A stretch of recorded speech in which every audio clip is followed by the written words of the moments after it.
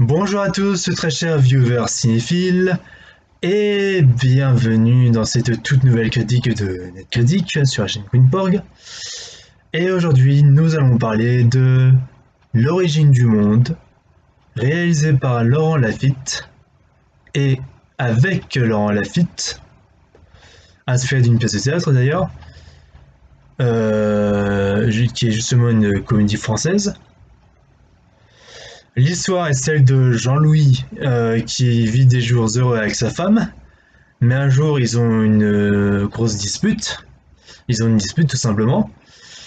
Et le jour d'après, Jean-Louis ne va plus avoir le cœur qui bat.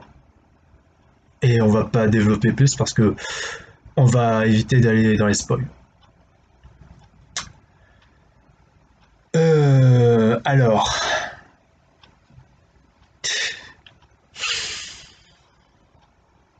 ce film est juste mais complètement fumé, complètement allumé. Avec une telle simplicité, c'est un truc de malade. Euh, je sais même pas par où commencer clairement. En termes de comédie française, c'est la meilleure de l'année que j'ai vue en tout cas.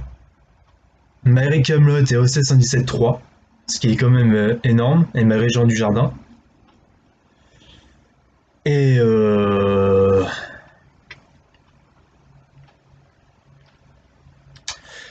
Et juste Laurent Lafitte en tant que réalisateur, en casquette de réalisateur, a parfaitement compris comment faire un décalage avec son humour, faire un rythme avec l'humour, mettre en avant le bon rythme dans l'humour, dans les situations, avec le début, le milieu et la chute d'une bonne blague. Clairement, il a parfaitement compris et a analysé ça. En même temps, il vient de la comédie française, c'est un expert là-dessus. Il fait partie des grands en même temps. Et il a même des plans et une mise en scène clairement, une certaine imagination de certains plans qui créent un décalage humoristique et qui amène à certaines situations cocasses en plus. Et il ose des trucs, c'est ultra corrosif, comme le dit un certain confrère de YouTube, quoi, voilà. Ce film est complètement hilarant, comme le dit, et comme il le dit aussi. Il est juste hilarant, ça en devient très divertissant. Euh, Il y a des blagues où tu te dis ça peut même pas aller jusque là, mais ça va jusque là, ça ose aller loin, ça prend des risques, c'est juste un truc de malade. Et, euh, et moi je dis clairement, euh, j'ai eu qu'une seule envie, c'est d'aller le voir deux fois. Une fois hier et une fois aujourd'hui. Là je suis allé le revoir aujourd'hui et c'est ma. J'aime autant le film, clairement, j'aime même encore plus le film.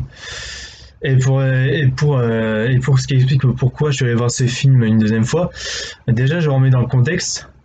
Dans la première séance où je suis allé le voir hier, tout le monde a rigolé dans la salle, même des jeunes, des ados de 15 ans français, ils ont été morts de rire. Moi j'étais en mode c'est pas possible qu'ils aillent jusque là, c'est con. Mais ça a devenu mais ahurissant que toute la salle riait dans la séance de 15 heures, je vous jure. C'était à mourir de rire, tout le monde éclatait de rire, tout le monde s'éclatait, c'était un truc de malade. Tout le monde était mort de rire. C'était oufissime, oufissime. Et moi, je me suis éclaté, je me suis foncé à mort devant ce film. Et clairement, ça en devient dingue. Ça en devenait vraiment dingue. Mais on va quand même revenir sur le casting, clairement. Parce que le casting, il est vraiment génial. Le casting est vraiment énorme. Bah déjà, Laurent Lafitte. Qu'est-ce que tu veux que je dise sur Laurent Lafitte? Laurent Lafitte, c'est un acteur qui a fait ses preuves. Et il le montre aussi ici. Il a... Son personnage, c'est un univers complètement décalé, ça, vous n'allez même pas en revenir. Mais ce personnage, le personnage qui joue Laurent Lafitte, son personnage est complètement à l'opposé de ce que de ce qu'on pourrait vraiment avoir comme réaction dans le genre de film dans lequel on est. Mais ça en devient cohérent. Il y a de la cohérence dans le rythme de l'humour avec le décalage, c'est en cohérence avec l'univers, ça en devient drôle, même si l'univers est complètement absurde, mais ça en devient avec un dégage vraiment drôle. Et on rend super bien ça avec son personnage qui a même la bonne, le bon jeu avec la bonne intonation, tout ça, de sa voix. Enfin, Raffi, t'as bien travaillé ça, il a le ton juste, même dans l'humour, avec des dialogues succulents, mais mouah, et avec des chutes derrière qui étaient juste énormes.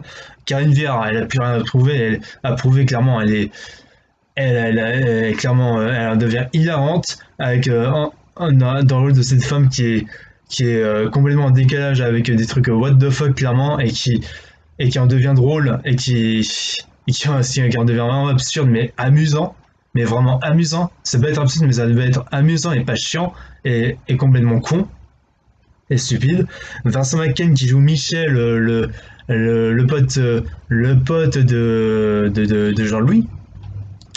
Il est à mourir de rire par son côté simplet, naïf et stupide, qui est complètement paumé et qui et qui qui est complètement raté tout ça avec un côté raté, je veux dire, ça en devient mais amusant et absurdement rigolo. Hélène Vincent qui joue la mère de Jean-Louis, qui a le rôle de cette grand-mère qui clairement elle fait la grand-mère basique, clairement classique, et la grand-mère lambda, clairement. La grand-mère lambda, la personne âgée, la vieille qui clairement a les réactions les plus normales pour un vieux, quoi. Et Nicole Garcia. Nicole Garcia qui joue la psychologue de Canivia, mais qui joue la médecin gourou, enfin la gourou de Jean-Louis. Elle est juste drôle, elle a, elle a des délires de secte derrière, mais je vous en dis pas plus. Mais ça en devient drôle et c'est tellement bien amené avec un humour, mais magnifique, mais juste magistral. Ça en devient mais hilarant.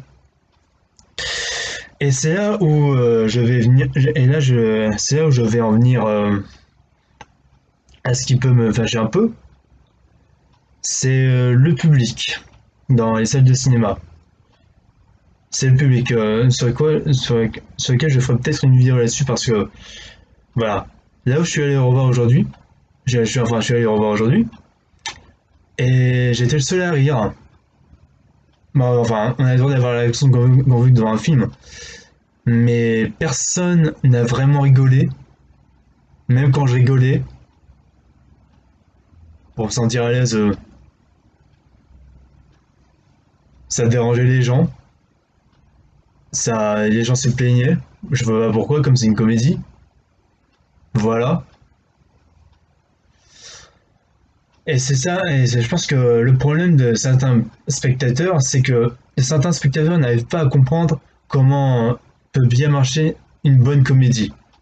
Avec un point de départ, avec une situation, comment elle va être amenée, euh, comment ça va partir en décalage, euh, avec une certaine cohérence avec les personnages, avec par exemple comme dans le film des certains plans de caméra qui vont tenter des choses et prendre des risques sur certains plans qui clairement vont créer un certain décalage et une certaine définition de l'humour,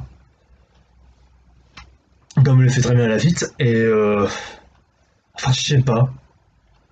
Les gens sont, en tout cas les jeunes en tout cas, sont beaucoup trop habitués à des comédies françaises de merde, avec des humoristes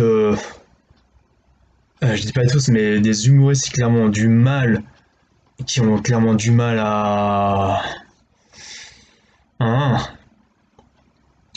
qui ont du mal à sortir de leur concon habituel et qui font que des références et qui font que des sketchs à répétition, mais qui avancent à rien dans l'histoire. Il n'y a même pas d'astuces de remplissage, tout ça. Enfin, pour faire avancer l'histoire. Et c'est voilà quoi.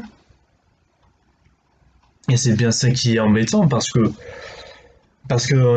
les places qu'on paye pour aller voir les films, l'argent qui est récolté par l'argent il est récolté par le CNC, donc le CNC dans certains confrères me le dit, dans certains de mes confrères l'ont déjà expliqué, le CNC qui en fait finance avec l'argent récupéré des cinémas les productions, donc les productions de certains films français, qui produit des films français d'ailleurs, en France en tout cas. Et donc, malheureusement, le CNC finance des productions françaises, des comédies françaises de merde, et on perd du temps là-dessus. Alors qu'on pourrait privilégier des films, mais des films tellement meilleurs dans le cinéma français. Le cinéma français est tellement vaste, les gars. Le cinéma français, c'est pas que de la merde. C'est pas vrai. C'est pas vrai. Parce que clairement, les gens qui s'intéressent pas au cinéma d'auteur français, c'est comme certains Américains qui s'intéressent pas au cinéma américain d'auteur, mais qui regardent que des Marvel. Alors que le but, c'est quand même d'élargir sa culture, d'élargir sa curiosité dans le cinéma. On est tous cinéphiles dans un sens, comme le dit un certain confrère aussi. Mais voilà, voilà, faut à un moment arrêter de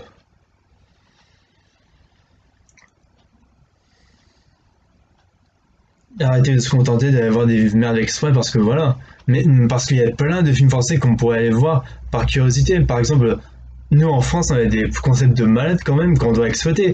Par exemple, moi j'ai pas arrêté, moi je vous dis, j'ai pas arrêté d'aller au cinéma tout le temps et d'être allé voir les meilleurs films français possibles. Attendez, je suis allé voir quand même Délicieux qui raconte l'histoire du premier restaurant français avec au casting Isabelle Carré et Grégory Gadebois qui sont quand même deux grands acteurs, faut pas déconner non plus. Je suis quand même allé voir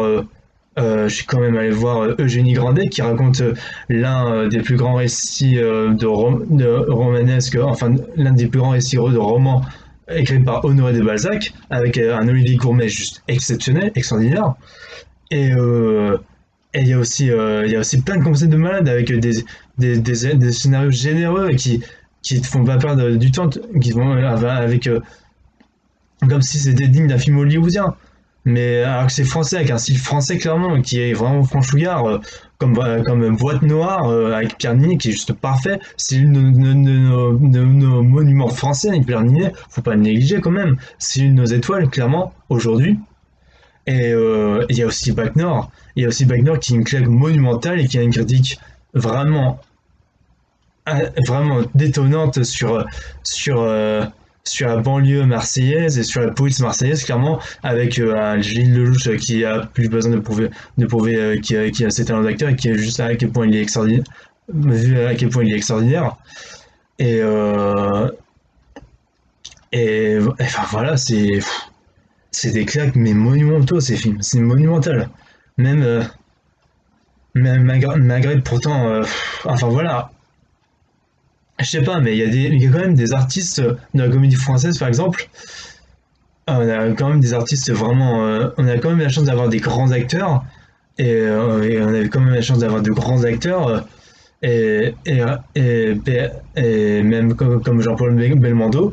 Père à son âme d'ailleurs, Jean-Paul Belmondo, voilà. Et on a quand même la chance d'avoir des humoristes, des auteurs comiques, mais ô combien exceptionnels quand tu vois Azanavicius, quand tu vois Bedos, quand tu vois Alexandre Astier, quand tu vois des artistes comme ça qui ont un humour, qui savent bien l'utiliser, ou même Lafitte, qui savent parfaitement utiliser un ton humoristique avec des personnages en cohérence avec l'univers clairement, avec de l'ambition derrière, mais qu'on privilégie pas ça, et qu'on privilégie surtout des comédies françaises de merde, de la facilité, où t'as les mêmes acteurs qui font les mêmes sketchs, ou qui font des références qui servent à rien, ou qui font des jeux de mots qui sont stupides, mais stupides au possible, et qui en devient mais agaçant et insupportable, et qui font même pareil un gosse de 8 ans, et avec des blagues maladroites, et, mais quand tu vois les Danny Boone, quand tu vois les Aladdin, quand tu vois Kev Adams, clairement ça en devient mais navrant. Ça en devient mais navrant. Je comprends pas le public qui va voir ce genre de film au lieu d'aller voir des films comme celui de Roland la fille d'origine du monde. Bah, c'est ce que j'ai ressenti avec le public qui clairement est plus habitué à ce genre de film. J'ai l'impression qu'à voir de bonnes comédies françaises qui osent des choses et qui osent du politiquement incorrect mais qui est bien amené dans l'histoire et qui amène, mais qu'on aime ou on n'aime pas après, mais qui est avec un chemin narratif qui clairement amène à un truc vraiment détonnant et vraiment culotté, clairement vraiment culotté. Et c'est voilà, ça c'est le coup de gueule que je veux passer et c'est le message que je veux vous faire passer les gars. Allez voir clairement, allez voir, faut que vous alliez voir l'origine du monde, parce que cette comédie est, même si elle est dans un, même si elle est dans un sens assez simple, mais simple et efficace, elle ose des choses, elle ose aller loin, elle ose un scénario abouti, clairement, et, euh, et vous allez vous marrer. Si vous aimez l'humour corrosif, l'humour crâne, l'humour politiquement incorrect, vous allez vous éclater. Si vous cherchez ce genre d'humour, même adolescent, moi je vous dis, les jeunes de 15 ans, de 16 ans qui me regardent, intéressez-vous au cinéma français, il n'y a pas que des merdes, il n'y a pas que des daubes, il y a des trucs ambitieux sur notre histoire française, il n'y a pas que Luc Besson, vous pouvez vous dire clairement, personnellement pour moi non, Luc Besson c'est plus de la naïveté gentillée, ces films-là, ces films, et ça devient relou, et la représentation des femmes est assez cliché, et c'est assez insupportable quand même, enfin voilà. Je dis ce que je pense, mais quand même, je veux dire, juste une chose, quand on aura bientôt fini cette vidéo, juste une chose, ce film-là, Camping, ce film-là, Camping, on peut dire ce qu'on veut de Camping, mais moi, le premier film Camping avec un Franck Dubosc qui cette fois-ci était vraiment excellent, je l'ai vraiment adoré dans ce film-là. Au moins, on avait des artistes vraiment excellents qui savent varier leur rôle, des artistes français qui savent vraiment bien varier leur rôle en France, comme Gérard Lanvin. Gérard Lanvin qui a bien su bien se débrouiller dans la comédie, mais qui a su bien se débrouiller dans plein de super films. C'est un super acteur, Gérard Lanvin, et j'adore Gérard Lanvin. C'est un de nos meilleurs artistes actuellement. Et faut pas le négliger, quand tu le vois dans Les Lyonnais, il est extraordinaire dedans. Et Gérard Lanvin, avec tout le respect que je vous donne, monsieur Lanvin, Gérard, je vous admire, mais à un point, clairement, vous êtes l'une des l'un des espoirs de l'art français. Vous êtes l'un des espoirs de l'art français et vous osez l'ouvrir et vous osez vraiment l'ouvrir et clairement vous osez dire les choses. Vous osez vraiment dire ce que vous pensez clairement. Et ça, c'est ce qui me plaît. Ça, c'est le genre de personne qui me plaît. C'est le genre de personne qui dit ce qu'il pense et qui assume ses propos. Même en politique, je ne vais pas partir en politique dans la vidéo, mais même dans la partie politique, clairement, même dans votre combat, clairement, pour une meilleure France, enfin, en disant vos opinions, c'est en disant ce que vous pensez clairement du système français, clairement, ça devient juste pertinent et je peux qu'applaudir ça, on peut qu'applaudir ça et je vous applaudis monsieur Leroy, clairement, je peux que vous applaudir là-dessus. Vous osez l'ouvrir et j'ose le dire, vous osez l'ouvrir, c'est comme ça, c'est comme ça. Et moi j'ai envie de dire à ces jeunes, j'ai envie de dire à ceux qui s'intéressent, ceux qui disent que tout le cinéma français et toutes les comédies françaises sont pourries. Regardez L'As des As avec Jean-Paul Belmondo et non seulement regardez aussi ce film-là avec Michel, qui était joué par Gérard Lanvin, donc, et qui racontait vraiment, au-delà, ça racontait vraiment une histoire où Michel il essaie de découvrir le camping de ça, de s'adapter, essayer d'évoluer, de changer la personne. Bah, lui qui voulait juste partir faire, faire ses trucs, quoi. Enfin voilà, il essaye de découvrir un peu autochtones en quelque sorte avec Franck Dubosc, tout ça. Il y avait, en fait, on était comme lui, on était témoins et spectateurs de tout ce qui se passait dans le camping. On était avec lui, on était témoins de ce qui se passait clairement, un Winston dans les 60 hommes, si vous voulez, clairement. Et voilà. Mais là où apparemment dans les suites avec du boss, clairement c'est que des sketchs à répétition, des jeux de mots pourris, des sketchs à répétition, où on est complètement déconnecté, mais foutrement déconnecté du film. Enfin voilà quoi. Ça devient mais navrant. Enfin voilà, c'est franchement les jeunes, privilégiez ce genre de film. Allez privilégier des films comme français comme ça pour élargir votre culture, clairement par curiosité, pour bien vous dire, tiens, et l'origine du monde, Laurent Lafitte, il fait partie des plus grands et clairement, on peut que l'honorer là-dessus. Et il a compris comment faire de l'humour. Et clairement, allez voir ce film-là. Allez voir ce film-là. C'est comme un devoir national pour moi. C'est comme un devoir national, clairement. Parce qu'on peut pas accepter qu'on aille voir des merdes exprès pour le cinéma français. et qu'on finance ensuite des films et que notre argent soit financé pour des films de merde où ça n'apporte mais rien du tout, où on se fait chier et où c'est juste des divertissements de la facilité, comme un Marvel par exemple, clairement, vraiment, clairement. Sur ce, merci à tous d'avoir regardé cette vidéo. N'hésitez pas à vous abonner, à liker ou à partager la vidéo. Et sur ce, on se dit à la prochaine pour de nouvelles aventures. Et bonjour, pardon. Au revoir à tous. Salut à tous.